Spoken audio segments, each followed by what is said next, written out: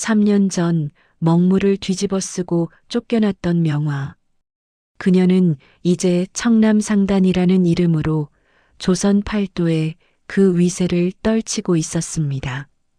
안성에서 시작된 쪽빛 비단은 순식간에 전국을 휩쓸었고 왕실 궁녀들조차 명화의 비단을 입지 못하면 체면이 서지 않을 정도가 되었습니다. 구독과 좋아요, 어디서 보고 계시는지 댓글 주시면 그곳으로 행운을 보내드릴게요. 그럼 오늘 이야기 시작할게요. 하지만 명화의 진짜 목표는 따로 있었습니다. 바로 한양, 조선의 심장부였습니다. 한양 종로 거리는 그야말로 발 디딜 틈이 없었습니다. 명화의 청남상단이 도성에 입성한다는 소문이 퍼지자 온 한양의 백성들이 구경을 나왔습니다. 수십 대의 화려한 마차가 줄지어 들어왔고 그 마차마다 햇빛을 받으면 물결치듯 출렁이는 쪽빛 비단이 가득 실려 있었습니다. 그리고 가장 앞 가마에는 명화가 타고 있었습니다. 3년 전 먹물 묻은 누더기를 입었던 그 여인은 이제 온몸에 자신이 직접 짠 푸른 비단을 두르고 머리에는 빛의 비녀를 꽂은 당당한 거상의 모습이었습니다. 명화의 눈빛은 서슬 퍼렇게 빛났고 그 기세는 웬만한 양반 대감을 압도했습니다. 저분이 그 유명한 청남상단의 주인이시라지 들었나? 안성에서 3년 만에 조선 최고의 비단 상인이 되셨다던데 저 푸른 비단 한 필이 쌀백섬값이라는구먼. 하지만 명화의 입성을 곱지 않은 눈으로 바라보는 이들도 있었습니다. 한양 종로 한복판 가장 큰 비단 상단 대동포목의 주인 한대감. 그는 대대로 왕실과 양반가에 비단을 대던 한양 최고의 상인이었습니다. 그런데 이 청남상단이라는 신흥 세력이 자신의 영역을 침범하려 한다는 것을 용납할 수 없었습니다. 계집 하나가 장사를 한다고 설치는구나. 안성에서는 통했을지 몰라도 여기는 한양이다. 우리 대동포목이 3대째 지켜온 이 자리를 어찌 계집년에게 내주겠느냐. 당장 저 여자의 상점 개업을 막아라. 종로의 모든 점포를 내가 먼저 사들이겠다. 한대감은 즉시 움직였습니다. 명화가 점포를 얻으려 했던 종로의 모든 건물주들에게 2배, 3배의 돈을 쥐어주며 임대를 거부하게 만들었습니다. 심지어 명화에게 물건을 팔려던 보부상들까지 협박해 발을 빼게 만들었죠. 일주일이 지났지만 명화는 한양에 단 하나의 점포도 얻지 못했습니다. 김서방이 급하게 명화를 찾아왔습니다. 아씨, 큰일입니다. 한대감이 종로의 모든 점포를 막아버렸습니다. 이대로는 한양에 발붙일 곳이 없습니다. 하지만 명화는 전혀 당황하지 않았습니다. 오히려 그녀의 입가에는 차가운 미소가 번졌습니다. 명화는 창문 밖 한양 도성을 내려다보며 천천히 입을 열었습니다. 김서방, 종로가 전부가 아닙니다. 우리는 종로로 가지 않을 겁니다. 김서방이 어리둥절한 표정을 지었습니다. 그럼 어디로 가신다는 말씀이십니까? 명화는 지도를 펼쳤습니다. 그리고 한양 도성의 한 곳을 손가락으로 짚었습니다.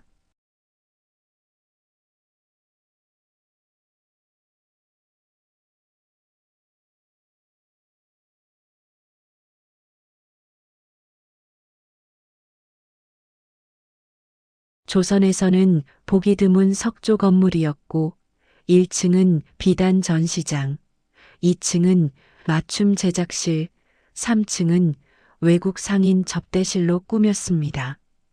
그리고 명화는 파격적인 전략을 내놓았습니다. 첫째, 청나라 상인들에게는 통역과 숙소를 무료로 제공했습니다. 둘째, 일본 상인들에게는 조선의 차와 도자기를 덤으로 끼워 팔았습니다. 셋째, 조선 백성들에게는 쪽빛 염색 체험이라는 전대미문의 이벤트를 열어 직접 천을 가져오면 저렴한 값에 쪽빛으로 물들여 주었습니다. 결과는 폭발적이었습니다. 개업한 지 사흘 만에 이연의 청남상단 앞에는 새벽부터 사람들이 줄을 섰습니다. 청나라 상인들은 명화의 쪽빛 비단을 황금과 맞바꾸려 했고, 일본 상인들은 배에 실을 수 있는 만큼 사가겠다고 아우성쳤습니다.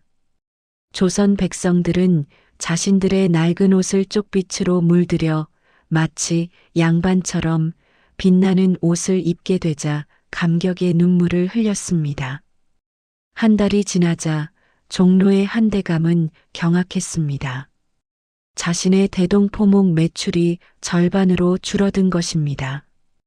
외국 상인들은 모두 이연의 청남상단으로 발길을 돌렸고, 조선 백성들마저 이제 종로는 옛날이고 이연이 새 시대라고 말하기 시작했습니다. 한대감 자존심 상하지만 어쩔 수 없이 고개 숙이며 명화낭자. 아니, 청남상단 주인 어른. 제가 잘못했습니다. 제발 저와 손을 잡아주십시오. 당신이 나를 막았을 때는 종로와 언제고 이제 와서 손을 이연이 잡자 하십니까? 함께 번창하는 길을 찾읍시다. 하지만 하지만 명화는 냉정하게 거절했습니다.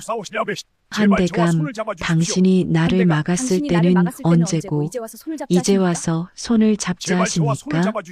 죄송하지만 저는 동업보다는 인수를 선호합니다. 대동포목을 제게 파십시오. 시세의 2배를 드리겠습니다. 한대감은 굴욕감에 이를 갈았지만 거절할 수 없었습니다. 이대로 가면 파산할 것이 뻔했기 때문입니다. 결국 한대감은 대동포목을 명화에게 넘겼고, 명화는 그렇게 한양의 두 축, 종로와 이연을 동시에 장악하게 되었습니다. 하지만 여러분, 명화의 진짜 전쟁은 이제부터였습니다. 명화가 한양을 장악했다는 소식은 곧 도성 최고의 권력자 김판서의 귀에 들어갔습니다. 김판서는 명화를 제거하려 했던 자객들이 실패했다는 보고를 받고 분노했습니다. 고작 계집 하나를 못 잡아? 좋다.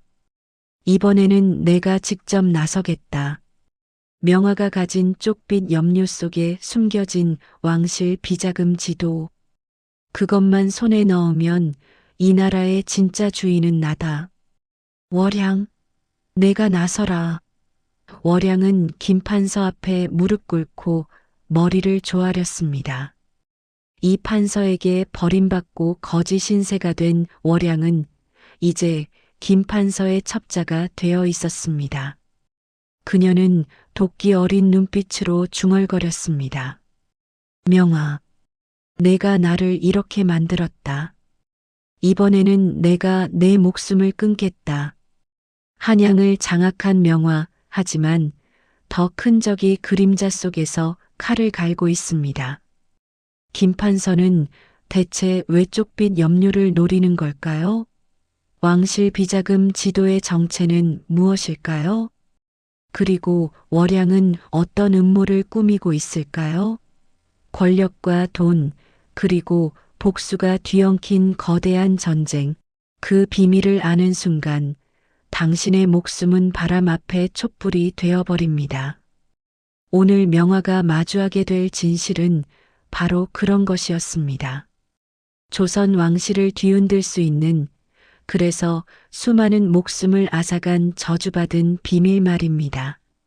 한양을 장악한 지 한 달, 명화의 청남상단은 날로 번창했습니다.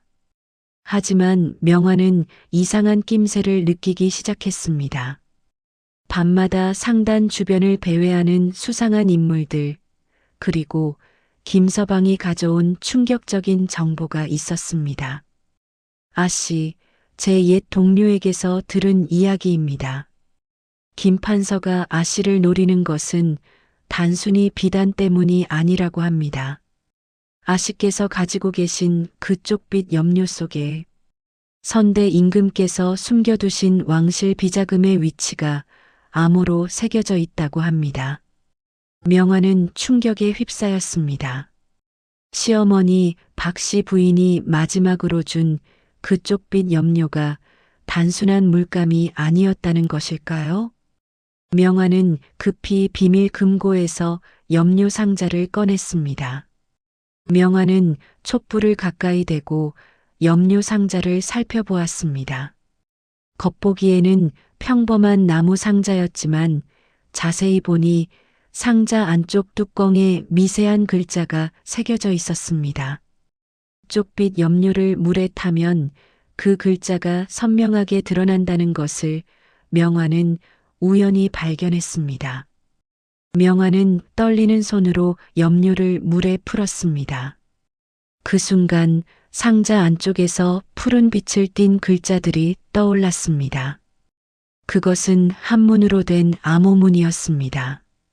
북악산 제3봉 바위 아래 선대 임금의 보물 300상자가 잠들어 있다. 이는 왕실의 위급한 때를 위해 숨겨둔 것이니 적통이 아닌 자가 손대면 영모로 다스린다. 명화는 소름이 돋았습니다. 자신이 무심코 가지고 있던 것이 이토록 무서운 비밀이었다니요. 이것을 김 판서가 알고 있다면 그는 반역을 꾀하고 있는 것이 분명했습니다. 바로 그날 밤이었습니다.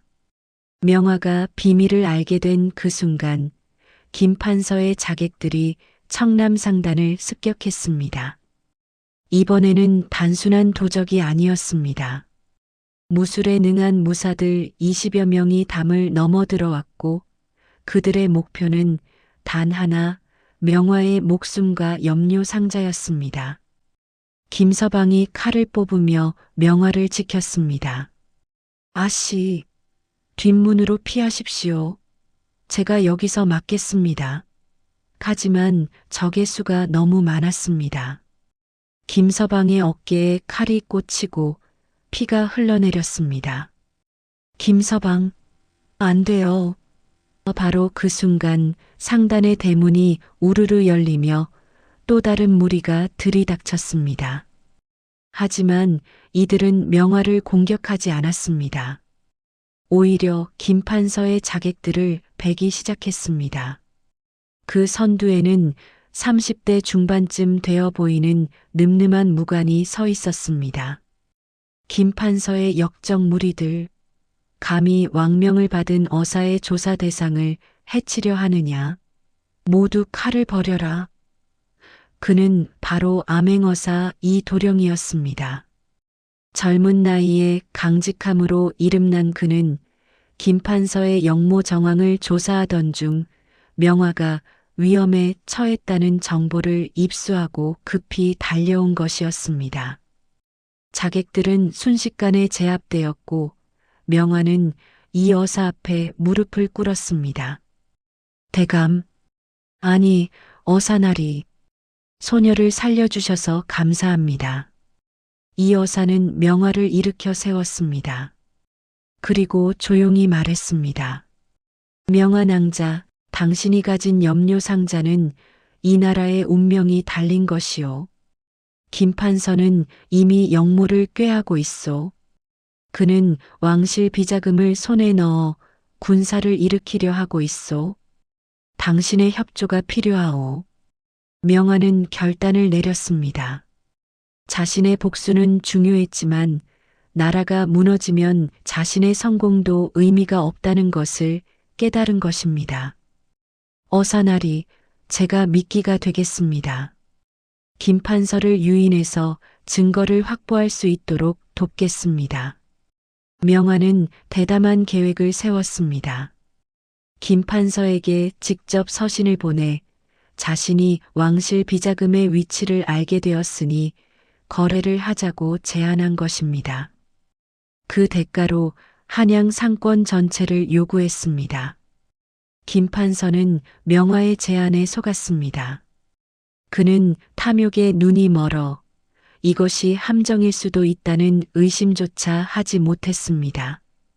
보름달이 뜬 밤 북악산 기슭의 폐사에서 명화와 김판서가 마주 섰습니다.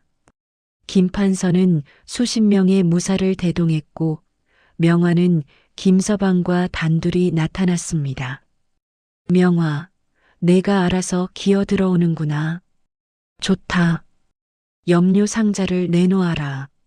그러면 목숨만은 살려주마.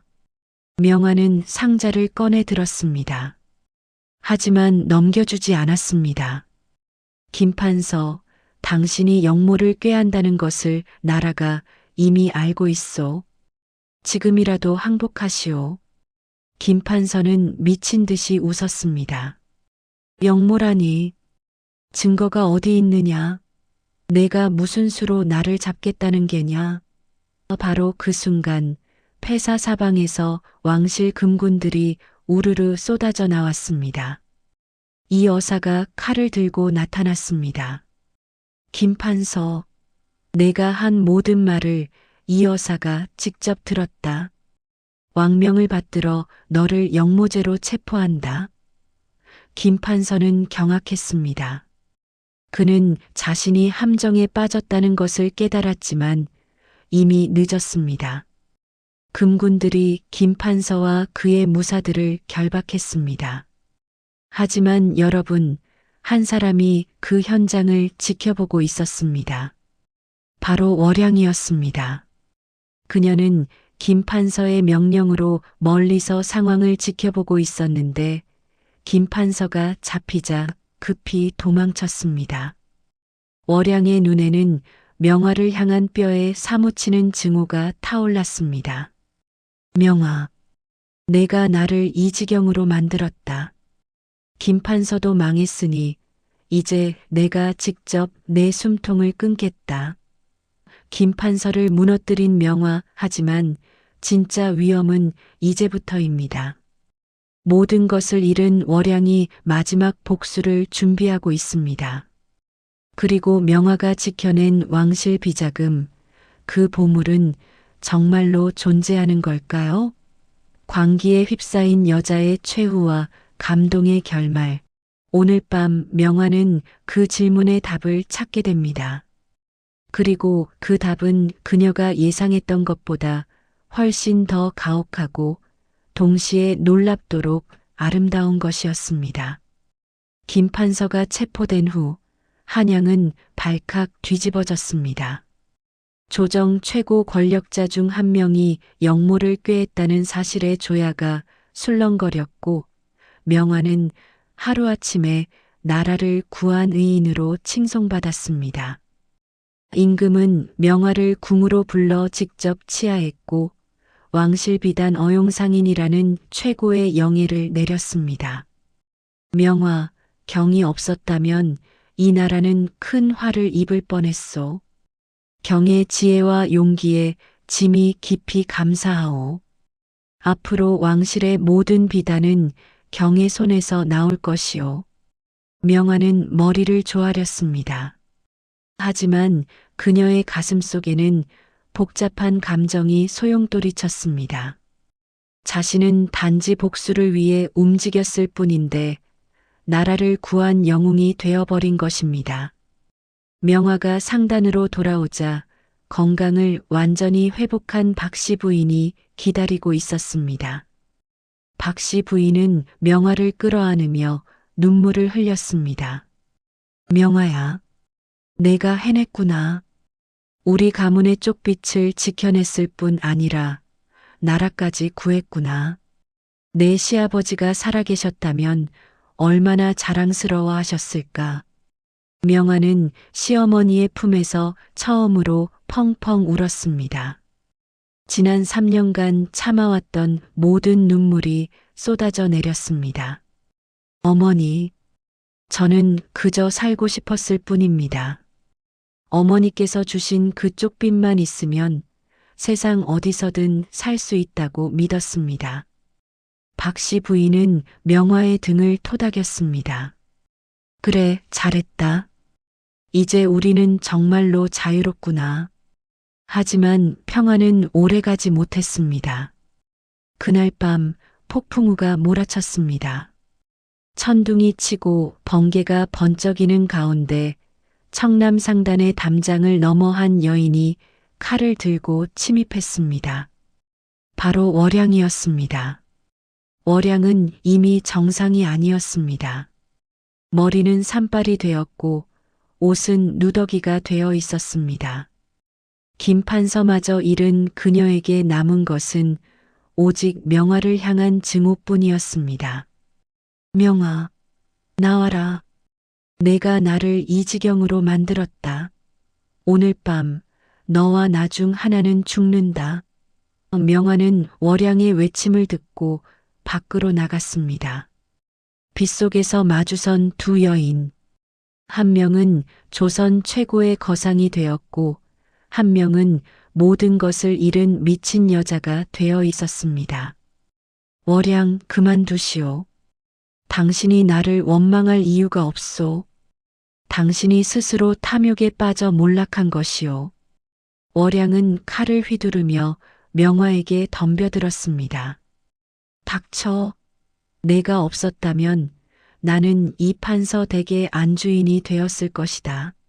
내가 모든 걸 빼앗아갔어. 명화는 월양의 칼을 간신히 피했습니다.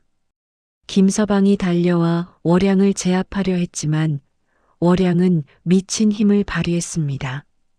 바로 그때 박씨 부인이 나타났습니다.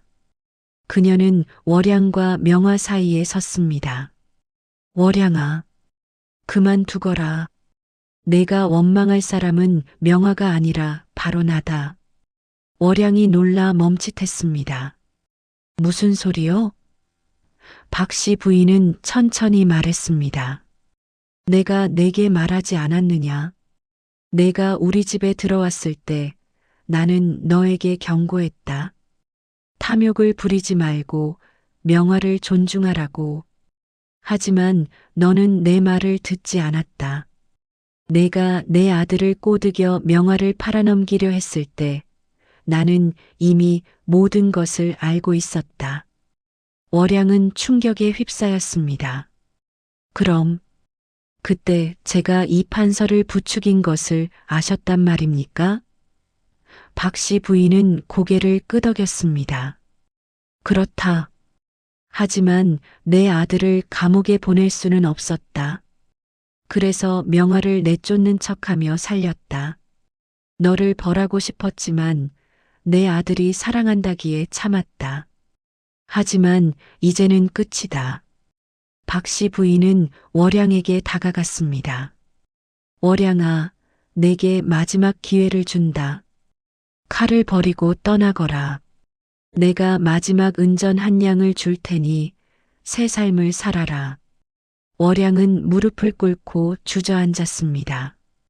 칼이 손에서 떨어졌습니다. 그녀는 처음으로 자신의 삶을 돌아보았습니다. 자신이 얼마나 어리석었는지, 얼마나 많은 것을 스스로 망쳤는지 깨달은 것입니다. 죄송합니다. 정말 죄송합니다. 저는 그저 사랑받고 싶었을 뿐입니다. 명화는 월양을 바라보았습니다. 한때 자신을 짓밟고 먹물을 뿌렸던 그 여자가 이제는 비참하게 무너져 있었습니다. 명화는 복잡한 감정에 휩싸였습니다. 복수는 달성했지만 기쁘지 않았습니다. 명화는 천천히 월양에게 다가가 그녀를 일으켜 세웠습니다. 월양, 일어나시오. 당신이 저를 짓밟았을 때 저는 당신을 증오했소. 하지만 이제 깨달았소. 증오는 또 다른 증오를 낳을 뿐이라는 것을. 저는 당신을 용서하겠소. 그러니 떠나시오. 그리고 다시는 탐욕에 빠지지 마시오. 월양은 명화를 바라보았습니다. 그 눈에는 감사와 후회가 뒤섞여 있었습니다. 월양은 깊이 절을 하고 폭풍우 속으로 사라졌습니다. 다음 날 아침 폭풍우는 그쳤고 맑은 햇살이 한양을 비췄습니다. 명화는 상단 마당에 서서 하늘을 바라보았습니다. 그녀의 곁에는 박씨 부인과 김서방이 함께 있었습니다. 박씨 부인이 명화의 손을 잡았습니다. 명화야, 이제 정말로 끝이구나. 내가 원하던 모든 것을 잃었다. 명화는 고개를 저었습니다. 아닙니다, 어머니.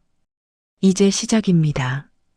제가 이룬 이 청남상단을 조선 백성 모두가 아름다운 옷을 입을 수 있도록 만들겠습니다. 그것이 저를 살려주신 어머니께 드리는 진짜 보답입니다. 지금까지 2부였습니다. 3부도 기대해 주세요.